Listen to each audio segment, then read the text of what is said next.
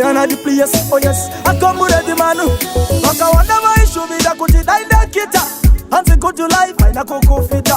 Dino temba na Jehova shama. Vano miranya ni nyangwe darasone hama. Wanikatira tapura, mavengi varipo. Donitaye kukambura, ashiva panse abafile po. Simple tishe kutambura, it's over. Ndakasetero malefo, na Jehova aganigatira tapura. Mavengi varipo. Takakura zakaoma. Kana kushikorota iyimbirwa chigamba chinoda wakura. Ndine wani chini. Vamwe vaiuya vakapfeka hembe dzavo dzinodhura. TV taionera kunext door. Musi wavanenge vasingadi vaikiyato. Zvakashanduka kuita chamupidikori. Tapura yangu yazadzwa une machikichori. Wandigadzirira tapura, mavengi varipo. Donita yekukambura, azviva pasi avafilepo. Simple tishe kutambura, it's over. Ndakaseterwa malefo, na Jehova akanigadzirira tapura, mavengi varipo. Kana ka step kangu nane confidence. Handichacheuka zvekudhara it's past tense.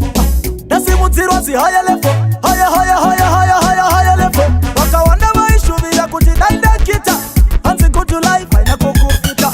Ndinotemba na Jehova shama. Vanomirana nenyangwe darasone hama. Wandigadzirira tapura, mavengi varipo. Donita yekukambura, azviva pasi avafilepo. Simple tishe kutambura, it's over. Ndakaseterwa malefo, na Jehova akanigadzirira tapura, mavengi varipo. Takakura zvakaoma. Kana kushikorota iyimbirwa chigamba chinoda wakura. Ndine wani chini. Vamwe vaiuya vakapfeka hembe dzavo dzinodhura. TV taionera kunext door. Musi wavanenge vasingadi vaikiyato. Zvakashanduka kuita chamupidikori. Tapura yangu yazadzwa une machikichori. Wandigadzirira tapura, mavengi varipo. Donita yekukambura, azviva pasi avafilepo. Simple tishe kutambura, it's over. Ndakaseterwa malefo, na Jehova akanigadzirira tapura, mavengi varipo. Wandigadzirira tapura, mavengi varipo.